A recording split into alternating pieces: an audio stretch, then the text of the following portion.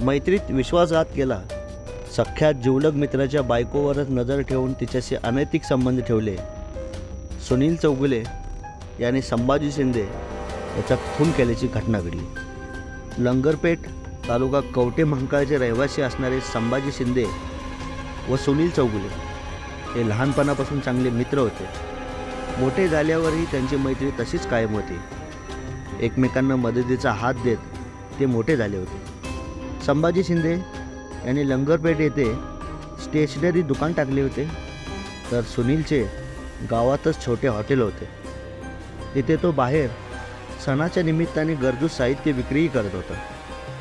संभाजी आणि सुनील या दोघांचे एकमेकांच्या घरी जाणे येणे होते, कारण ते चांगले जीवाभावाचे मित्र होते।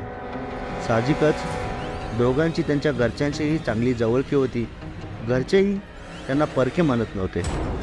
सुनील मनमोकळ्या स्वभावाचा होता, त्याचा मित्रावर विश्वास होता, पण संभाजीच्या मनात मात्र वेगळाच खेळ सुरू झाला होता। संभाजी विवाहित होता, पण त्याची विकृत नजर आपल्या जिवलग मित्राच्या बायकोवर फिरू लागली होती। तो कधीही सुनीलच्या घरी जात होता। सुनीलची पत्नीही तो घरात आल्यावर चहा पाणी बघत होती। तो तिच्याशी गप्पा मारत बसायचा हे सुनीलला माहीत झाले होते। मित्रावर आणि पत्नीवर त्याचा विश्वास होता, किंवा त्याचे मन चांगले असल्याने त्याच्या मनात त्यांच्याबद्दल वेगळा विचार येत नव्हता। याचाच गैरफायदा संभाजीने घेतला। त्याने तिच्याशी जवळकी साधणे सुरू केले।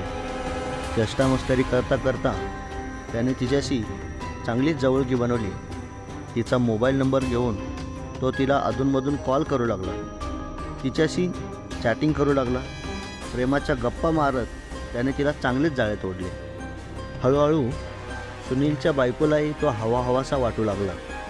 नवरा असताना त्याच नवऱ्याच्या मित्रासोबत अनैतिक संबंध ठेवतेवेळी तिला आपण पाप करतोय याचे भान राहिले नाही। आता संभाजी तिला भेटवस्तू देत होता, तीही त्याला काही ना काही भेटवस्तू देऊ लागली। आता मात्र त्यांचे अनैतिक संबंध मोठ्या प्रमाणात होऊ लागले होते। नवरा व प्रियकर दोघांचेही शरीर सुख तिला हवेसे वाटू लागले। यामध्ये दोघांनाही कशाचे भान राहिले नव्हते। ते दोघे लपून शरीर संबंध ठेवत असले तरी फार काळ लपून राहत नाहीत। काही दिवसातच ही बाब सुनीलच्या कानावर पडली। सुरुवातीला त्याला विश्वास बसला नाही, पण चार लोक बोलतात तर मनात शंका येतेच। त्यामुळे त्याने मोठ्या विश्वासाने मित्र संभाजीला विचारले असता त्याने कानावर हात ठेवले। मी वाईट कसा वागेल असा उलट प्रश्नच त्याने विचारला, पण त्याच्या बोलण्यात पडलेला फरक सुनीलच्या मनात शंका निर्माण करणारा होता। त्याच्या मनात संशयाने घर केले। त्याने त्याच्या पत्नीचे मोबाईल चॅटिंग पाहिले तेव्हा मात्र त्याला धक्काच बसला। दोघांतील अनैतिक संबंध त्यातून उघड दिसत होते, पण आता बोलून काही फायदा होणार नाही। ते काही ऐकणार नाहीत, शिवाय आपलीच बदनामी होणार या विचाराने सुनील गप्प बसला। पण तो संभाजी आणि पत्नीवर लक्ष ठेवून होता। त्यानंतर त्याची पक्की धारणा झाली की आपल्या पत्नीचा फायदा आपला दोस्त संभाजी घेत आहे। सुनीलने दोस्त संभाजीबरोबर नेहमीप्रमाणेच मैत्रीचा व्यवहार सुरू ठेवला होता। त्यामधील विश्वास सुटू दिला नाही। तो फक्त संधीची वाट पाहत होता। रात्री अपरात्री संभाजी सापडतो का याची वाट पाहत होता। सुनीलने त्याच्यावर पाळत ठेवली होती। संभाजीला ठार मारण्यासाठी प्लॅन रचला।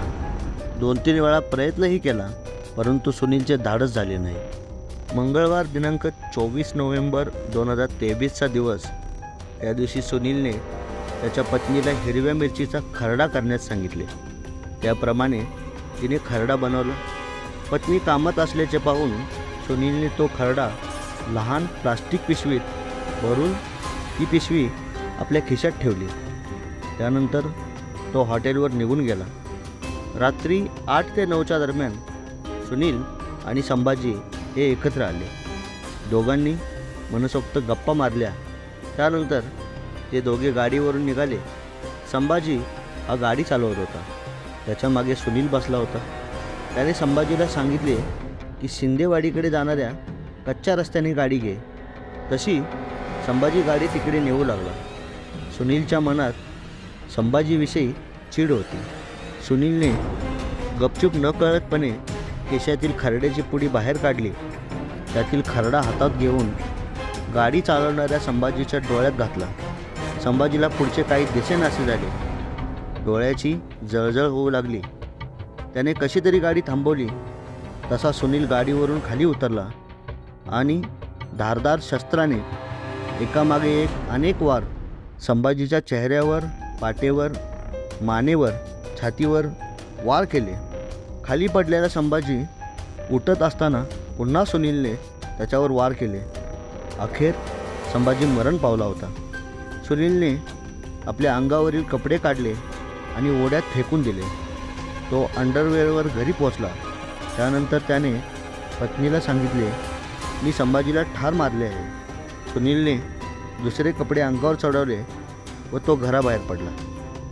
या घटनेची माहिती कवटेमहांकाळ पोलिसांना समजल्यानंतर पोलीस निरीक्षक ज्योतिराम पाटील आणि पथक घटनास्थळी आले. त्यांनी घटनास्थळाची पाहणी केली.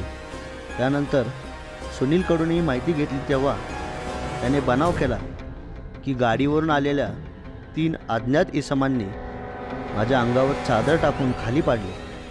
त्यानंतर त्या मारेकऱ्यांनी संभाजीला ठार मारले. हीच माहिती त्याने पोलिसांना दिली. दुसऱ्या दिवशी सांगली स्थानिक गुन्हे शाखेचे पोलीस निरीक्षक सतीश शिंदे यांच्या सूचनेनुसार सहाय्यक पोलीस निरीक्षक पंकज पाटील, उपनिरीक्षक कुमार पाटील, हवालदार दीपक गायकवाड, सागर लवटे यांनी घटनास्थळी भेट दिली असता त्यांनी लंगरपेठ ते शिंदे वस्ती जाणाऱ्या कच्च्या रस्त्यावर ओढ्याच्या दोन्ही बाजूला शोध घेतला असता रक्ताने माखलेले कपडे, बॅटरी सापडली. त्यानंतर उपअधीक्षक सुनील साळुंखे यांनी घटनास्थळाची पाहणी केली. घटनेवेळी सोबत असलेल्या सुनीलला विचारणा केली की तुझी बॅटरी कोणत्या रंगाची आहे. त्यावर सुनील गडबडला. ही बाब उपअधीक्षक सुनील साळुंखेच्या लक्षात आली. त्यानंतर ती बॅटरी व ओढ्याच्या पात्रातील कपडे पंचांसमोर बाहेर काढले.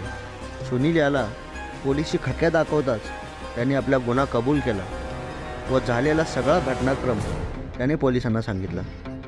सुनीलवर संभाजी शिंदे यांचा खून केल्याप्रकरणी खुनाचा गुन्हा दाखल करण्यात आला. पुढील तपास पोलीस करत आहे. धन्यवाद. जय हिंद. महाराष्ट्र क्राईम स्टोरीज यांच्याकडून तपासातील पोलीस यांना मानाचा सलाम. जय हिंद.